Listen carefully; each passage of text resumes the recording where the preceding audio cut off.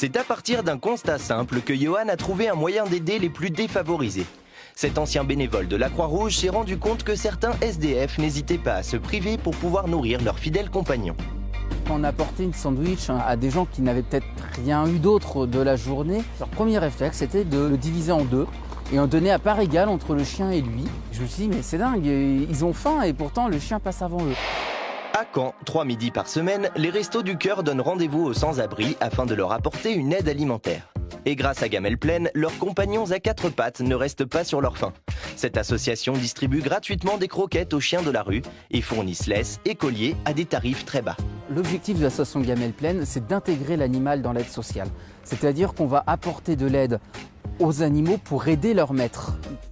Pour les plus démunis, un animal de compagnie représente souvent beaucoup plus qu'une présence réconfortante. Ma chienne, c'est comme mon enfant, c'est toute ma vie. J'ai besoin de ma chienne pour pouvoir survivre, on va dire.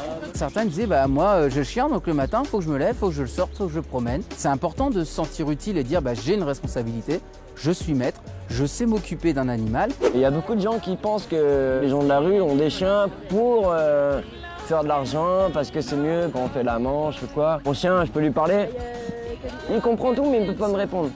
Mais il comprend. Hein, Kira? Ah, ma fifi? Comment ça va, ma fifi?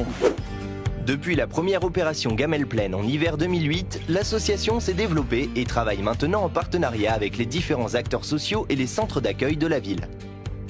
Gamelle Pleine, c'est aussi une aide pour les soins vétérinaires. Stéphanie a ainsi pu faire vacciner et pucer sa chienne Knacky.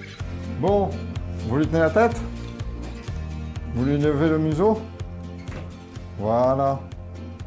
Hop, toc. Elle n'a rien senti.